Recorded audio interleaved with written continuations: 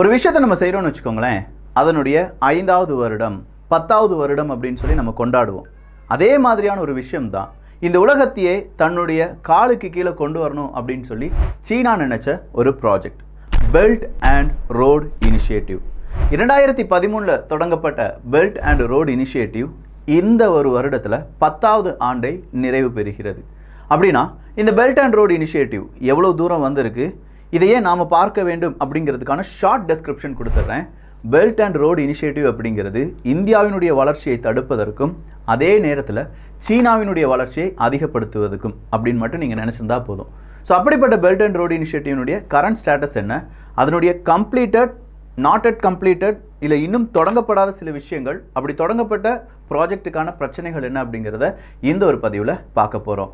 அன்பு தமிழஞ்சிங்களுக்கு தமிழ் பொக்கிஷத்தின் வணக்கங்கள்.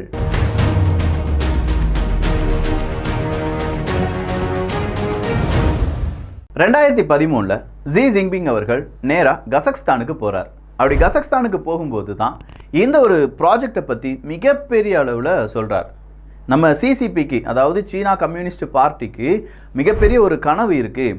ஏன்னா அப்போ சிசிபியினுடைய ஜெனரல் செக்ரட்டரியாக இருக்கார் ஜி ஜின்பிங் அவர்கள். ஸோ சிசிபியினுடைய ஒரு கனவு என்ன அப்படின்னா, பீப்புள்ஸ் ரிப்பப்ளிக் ஆஃப் சீனா, சீனா இருக்குல்ல, பிஆர்சி அப்படின்னு சொல்லக்கூடிய சீனாவினுடைய வழியாக பலவிதமான நாடுகளுக்கு சீக்கிரமாக ட்ரேடு நடக்கணும், நீங்களும் சீனாவுக்கு ஏற்றுமதி பண்ணலாம், சீனாவும் பல நாடுகளுக்கு ஏற்றுமதி செய்யணும். இப்படி ஒரு ஹப்பை நம்ம அமைத்து விட்டோம் என்றால், பட்டு வழிச்சாலைலாம் சொல்லி நம்முடைய பழைய காலத்தில் பழைய வரலாறுல இருக்குது. ஸோ இது புது பட்டு வழிச்சாலை அப்படின்னு சொல்கிற அளவுக்கு நியூ சில்க் ரோடு அப்படிங்கிற ஒரு ப்ராஜெக்டாக இனிஷியேட் செய்கிறாங்க. அப்படி இனிஷியேட் செய்யும்போது கூட பல நாடுகள் என்னப்பா இதெல்லாம் இப்போ சாத்தியமா அப்படின்னு சொல்லி கேள்விகளை கேட்குறாங்க. அப்போ சீனா சொன்ன பதில் என்னென்னா, என்கிட்ட நிறைய பணம் இருக்குது, என்கிட்ட அதுக்கு தேவையான மனித வளமும் இருக்குது, அப்படின்னா இது சாத்தியம் தானே, ட்ரை பண்ணலாம் அப்படின்னு சொல்லி தான் இந்த new belt and road initiative அப்படிங்கிறத ஸ்டார்ட் பண்ணுறாங்க. இதுக்கு அவங்க இனிஷியலாக போட்ட பேர் என்ன அப்படின்னு கேட்டிங்கன்னா, ஒன் பெல்ட் ஒன் ரோடு அப்படிங்கிறது தான். இந்த ஒன் பெல்ட் ஒன் ரோடு அப்படிங்கிறது காலம் செல்ல செல்ல செல்ல belt and road initiative BRI அப்படிங்கிற பெயரில் அழைக்கப்படுகிறது. BRIயில் இப்போ 2023 நம்ம எடுத்து பார்த்தோம்னா கிட்டத்தட்ட 143 நாடுகள் டைரக்டா ஆர் இன்டைரக்டா இந்த பெல்ட் அண்ட் ரோடு இனிஷியேட்டிவ் அப்படிங்கிற ப்ராஜெக்ட்டுக்கு கீழே இருக்காங்க. இந்த 143 நாடுகள் அப்படின்னு சொல்லக்கூடிய இந்த லிஸ்ட்டை பார்க்கும்போது இல்லை கேட்கும்போது பிரம்மாண்டமாக இருக்கும். எப்பா 143 நாடுகளை ஒன்றிணைத்து விட்டதா சீனா அப்படிங்கிறது தான். ஆனால் உண்மையிலேயே சீனாவினுடைய பிளான் அப்படிங்கிறது கொஞ்சம் கொஞ்சமாக கொலாப்ஸ் ஆகிட்டு இருக்கு. கொஞ்சம் கொஞ்சமாக அவங்க கண்ணு முன்னாடியே இந்த பெல்ட் அண்ட் ரோடு இனிஷியேட்டிவ்னுடைய எதிர்காலம் இல்லை அப்படிங்கிறது அவங்களுக்கும் தெரிய ஆரம்பிச்சிருச்சு. எப்படி ஒன் பெல்ட் ஒன் ரோடு அப்படிங்கிற பெயர் பெல்ட் அண்ட் ரோடு இனிஷியேட்டிவ் அப்படிங்கிற பெயராக மாற்றப்பட்டதோ, அதே மாதிரி பெல்ட் அண்ட் ரோடு இனிஷியேட்டிவ் அப்படிங்கிறது இன்னும் 2 ப்ராஜெக்டினுடைய பெயராக மாற்றப்படலாம். அதில் முதல் பெயராக நம்ம ஞாபகத்துக்கு வைக்க வேண்டியது GSI அப்படிங்கிறது தான். அதாவது குளோபல் செக்யூரிட்டி இனிஷியேட்டிவ் என்பது தான் GSI. அடுத்ததாக இருப்பது global development initiative. So GSI GDI அப்படின்னு சொல்லி குளோபல் அப்படிங்கிற ஒரு வார்த்தை இதில் சேர்க்கப்படுது. ஒன் பெல்ட் ஒன் ரோடு அப்படிங்கிறது பெல்ட் அண்ட் ரோடு இனிஷியேட்டிவாக மாறி இந்த பெல்ட் அண்ட் ரோடு இனிஷியேட்டிவில் பல சிக்கல்கள் வருவதால் இது குளோபலைஸ்டாக மாற்ற போகிறோம் அப்படிங்கிற பெயரில் புதிய 2 திட்டங்களை அறிவிக்கிறார் ஜி ஜின்பிங் அவர்கள். இது அறிவிக்கக்கூடிய ஆண்டு 2022. அப்படி அறிவிக்கப்பட்ட திட்டங்கள் தான் GSI மற்றும் GDI. இந்த GSI GDI அப்படிங்கிறது எல்லாமே மறுபடியும் பெல்ட் அண்ட் ரோடு இனிஷியேட்டிவில் சீனா என்ன செஞ்சாங்களோ அதே தான், ஆனால் பேரை மட்டும் மாற்றிருக்காங்க. சரிப்பா, அப்படின்னா இப்போ பெல்ட் அண்ட் ரோடு இனிஷியேட்டிவில் சில பல நாடுகளில் பலவிதமான ப்ராஜெக்ட் ரொம்ப ஸ்டண்டாக அப்படியே நிற்கிதே, அதுக்கான காரணம் என்ன அப்படின்னு கேட்டிங்கன்னா 3-4 விதமான காரணங்கள் இருக்குது. அதில் முதல் காரணம் அப்படின்னு சொல்லும்போது சரியான திட்டமிடுதல் இல்லை அப்படிங்கிறது தான். 2வது காரணம் அப்படின்னு சொல்லும்போது இந்த பிரச்சனைகள், அதாவது ஒரு திட்டத்தை தொடங்கிட்டாங்க, அந்த திட்டத்துக்கான அரசியல் எதிர்ப்புகள் அப்படிங்கிறது இருக்கும். இந்த அரசியல் எதிர்ப்புகள் 2 விதமாக வரலாம். ஒன்று வேர்ல்டு லெவலில் அரசியல் எதிர்ப்பு, இன்னொன்று ஒரு நாட்டுக்குள்ளேயே ஏற்படக்கூடிய அரசியல் பிரச்சனைகள். 3வதாக இருக்கக்கூடிய ரீசன் என்ன அப்படின்னு கேட்டிங்கன்னா என்விரான்மெண்ட். இந்த என்விரான்மெண்ட் அப்படின்னு சொல்கிறது இப்போ சமீப காலமாக நம்ம நிறைய பேர் பேசிகிட்டு இருக்கோம். 2013 விட 2020க்கு பிறகு தான் கிளைமேட் சேஞ்ச் அப்படிங்கிறத பற்றி நம்ம எல்லாருமே பேசிகிட்டு இருக்கோம். இந்த கிளைமேட் சேஞ்ச் காரணமாக சீனாவினுடைய பெல்ட் அண்ட் ரோடு இனிஷியேட்டிவ் அப்படிங்கிறதும் மிகப்பெரிய அளவில் ஸ்டாக்னண்டாக நிற்கிறதுக்கான வாய்ப்பாக மாறும். நான்காவதாக இருக்கக்கூடிய பிரச்சனை என்ன அப்படின்னு கேட்டிங்கன்னா குளோபலாக ஏற்பட்டிருக்கக்கூடிய அன்ரெஸ்ட் தான். குளோபலாக ஏற்படுத்திருக்கக்கூடிய அன்ரெஸ்ட் சீனாவை எப்படி பாதிக்கும்னா, சீனாவினுடைய பார்வை உலகம் முழுவதும் பறந்து விரிந்திருக்கிறது. சீனாவினுடைய பிஸ்னஸ் உலகம் முழுவதும் இருக்குது. ஸோ குளோபலாக ஏற்படக்கூடிய எந்த ஒரு அன்ரெஸ்ட்டும் அது சீனாவை பாதிக்கும். முதல் இடத்துக்கு நம்ம போகலாம். என்ன, கண்டிப்பாக இப்படி ஒரு ப்ராஜெக்டை ஸ்டார்ட் பண்ணிட்டாங்க. அன்பிளான்ட் ஈவெண்ட்ஸ் அப்படின்னு ஒன்று இருக்குது. இன்னைக்கு அவங்க நினைக்கிறாங்க, இப்படி பெல்ட் அண்ட் ரோடு இனிஷியேட்டிவ் வழியாக central Europe, middle east, Africa, south east Asia, Latin America இவங்களை கனெக்ட் பண்ணுற மாதிரியான ஒரு திட்டம். இந்த திட்டத்துக்கு கீழே அவங்க கொண்டு வந்தது என்னலாம் அப்படின்னு பார்த்தீங்கன்னா, சீனா Europe express railway, Jakarta Bandung high speed railway, அதை HSR அப்படின்னு சொல்லுவாங்க, Kenya's standard gauge railway, SGR அப்படின்னு சொல்லுவாங்க, எத்தியோப்பியாவினுடைய ஆதிஸ் அபாபா ஜிபூட்டி ரயில்வே, அடுத்ததா சில பல ஏர்ஃபீல்டு அப்படிங்கிறதுலாம் இருக்குது. அதே மாதிரி சீனா பாகிஸ்தான் எக்கனாமிக் காரிடோர் அப்படிங்கிறதும் இருக்குது. இந்த சீனா பாகிஸ்தான் எக்கனாமிக் காரிடோரில் இண்டஸ்ட்ரியல் ஜோன்ஸ் இருக்குது, ரோடு இருக்குது, ரயில்வேஸ் இருக்குது, சிட்டி டிரான்ஸ்போர்ட் இருக்குது. இது எல்லாத்தையும் சேர்த்த ஒரு போர்ட், துறைமுகங்கள் இருக்குது. இது இல்லாமல் சவுத் ஈஸ்ட் ஏஷியாவில் 400 டேம் ப்ராஜெக்ட் அப்படிங்கிறது இருக்குது. இந்த டேம் ப்ராஜெக்ட் அப்படின்னு சொல்லும்போதே மெக்காங் ரிவர் ஏரியாவை சுற்றி அவங்க செய்யக்கூடிய இந்த அணைகள் தான். இது எல்லாத்தையும் நம்ம பார்க்கும்போது கண்டிப்பாக இதில் நிறைய பிரச்சனைகள் வருவதற்கான வாய்ப்புகள் இருக்குன்னு நம்ம சொன்னோம்.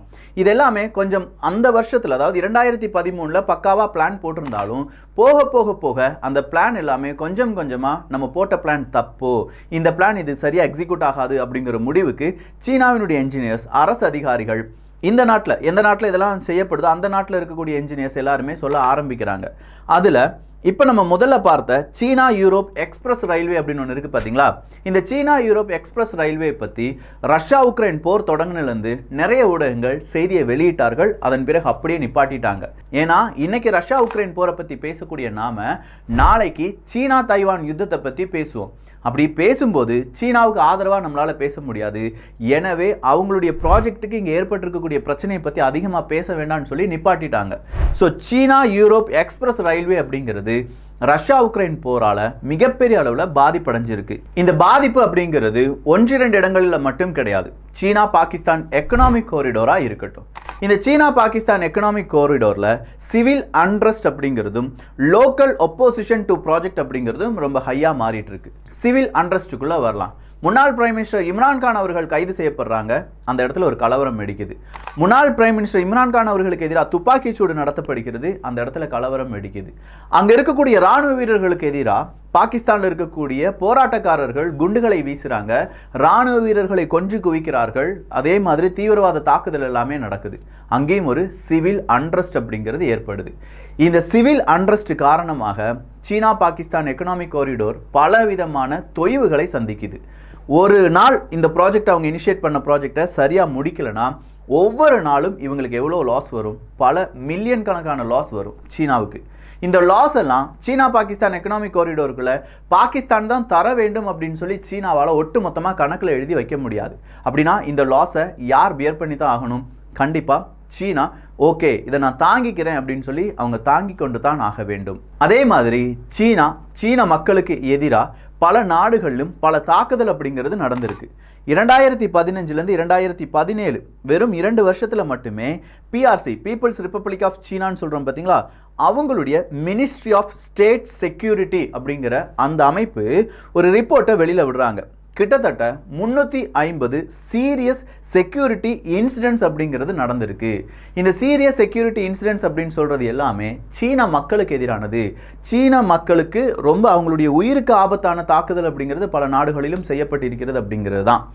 350 செக்யூரிட்டி இன்சிடென்ட்ஸ் அப்படின்னு சொல்லும்போதே அந்த இடத்துல பெல்ட் அண்ட் ரோடு இனிஷியேட்டிவ்க்கான ஏதாவது ஒரு ப்ராஜெக்ட் இருக்கும். அந்த ப்ராஜெக்டை செய்ய வைப்பதற்காக சீனர்கள் வரவழைக்கப்பட்டிருப்பாங்க.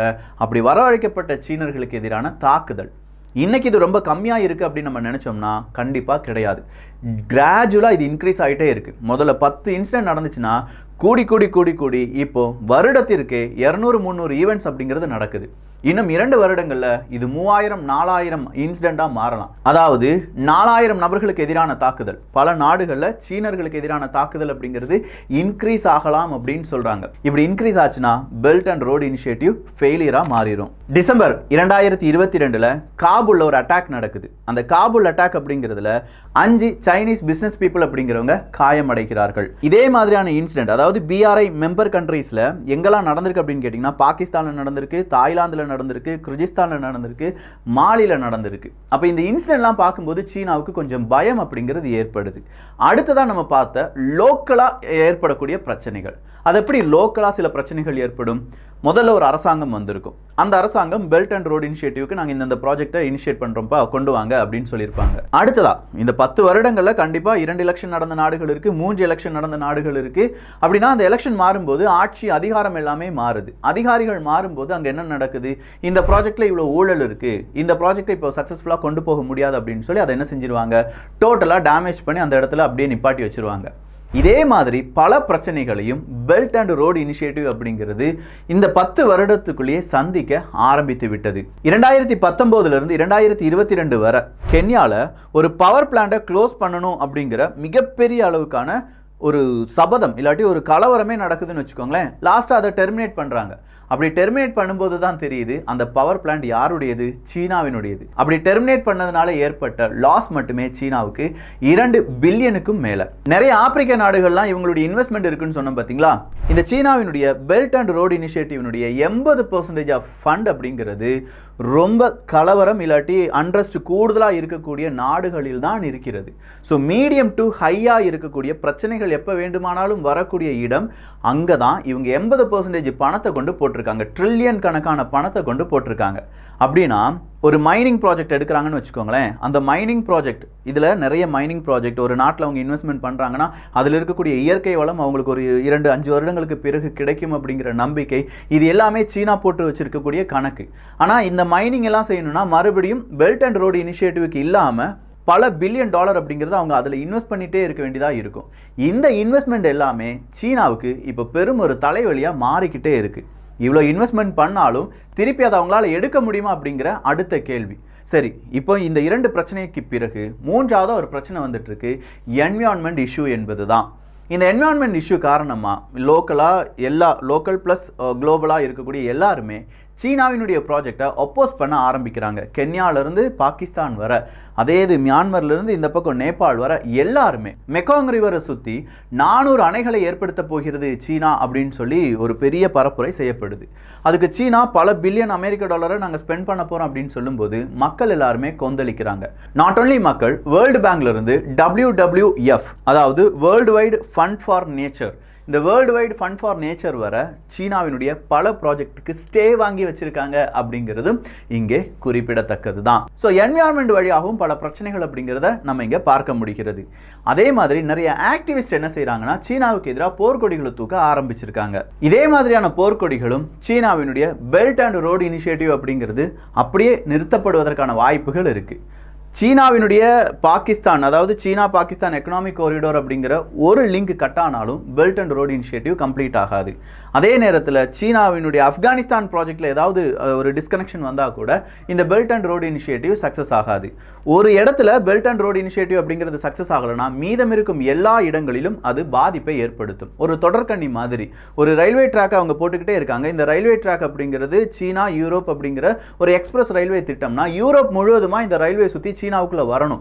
அப்படி வரலனா ஏதோ ஒரு இடத்துல அங்கே நின்றுரும். அப்படின்னா belt and road initiative not completed. Again நிறைய இன்வெஸ்ட்மெண்ட் பண்ணணும். ஸோ இந்த இன்வெஸ்ட்மெண்ட் எல்லாமே சேர்ந்து தான் சீனாவுக்கான அழிவு பாதையை சீனாவை தேடிக்கொள்கிறது அப்படின்னு சொல்கிறாங்க. ட்ரில்லியன் கணக்கான பணம் சீனாவுக்கு பெரிய விஷயம் கிடையாது. ஆனால் இந்த ட்ரில்லியன் கணக்கான பணத்தை சீனா இப்படி வேஸ்ட்டாக பல இடங்களிலும் போட்டு வைப்பது அங்கே சீனாவுக்குள்ளேயே ஒரு பெரிய அண்ட்ரஸ்ட்டை ஏற்படுத்தும். சீனாவுக்கு எதிராக ஏதாவது செய்யணும் அப்படின்னு நினைக்கக்கூடிய நாடுகள் பெல்ட் அண்ட் ரோடு இனிஷியேட்டிவ்ல எந்தெந்த நாடுகள் இருக்காங்களோ அவங்கள தூண்டி விட்டாலே போதும், சீனா நிம்மதியாக அவங்களுடைய ஆட்சியை நடத்த முடியாது. இன்னைக்கு இது எல்லாமே சாதாரண பிரச்சனை. ஆனால் ஒன்ஸ் சீனா தைவானை இன்வைட் பண்ணாங்க, இல்லை சீனா உலக நாடுகளுக்கு எச்சரிக்கையாக மாறிட்டு இருக்காங்க, சீனா அமெரிக்காவுக்கு எதிராக மிகப்பெரிய ஒரு கொந்தளிப்பை ஏற்படுத்துகிறாங்க அப்படிங்கிற அந்த ஒரு நியூஸ் வரும்போது ஒரு விஷயத்தை நோட் பண்ணிக்கோங்க, நான் சொன்ன இந்த பதிவு உங்களுடைய புக் மார்க்கில் இருக்கட்டும். அன்னைக்கு தெரியும் பெல்ட் அண்ட் ரோடு இனிஷியேட்டிவ்னால இந்த சீனா அழிவதற்கான அழிவு பாதையை சீனாவை உருவாக்கி வச்சிருக்காங்க அப்படிங்கிற உண்மைதான். ஸோ பாகிஸ்தானில் ஒரு கலவரம் ஏற்பட்டாலும், ஆப்கானிஸ்தானில் ஒரு குண்டுவெடிப்பு ஏற்பட்டாலும், இல்லை நேபாளத்தில் இயற்கை பேரிடர் வந்தாலும் ஒரு நாடு பாதிப்படைய போகிறது என்றால் அது சீனாவாக தான் இருக்கும். பார்க்கலாம் வருங்காலத்தில் என்னெல்லாம் நடக்க போகுதுன்னு. ஆனால் ஒரு விஷயம், இந்தியாவை அழிக்கணும் அப்படின்னு நினச்ச சீனாவினுடைய இந்த திட்டம் நிறைவேறும் அப்படின்னு சொல்லி நீங்கள் நினைக்கிறீங்களா? உங்களுடைய கருத்துக்களும் இங்கே வரவேற்கப்படுகின்றன. எல்லோரும் தமிழ் பொக்கிஷத்தில் இணைந்திருங்கள். நல்லதை பகிர்ந்து நல்ல சமுதாயத்தை உருவாக்குவோம். நன்றி, வணக்கம்.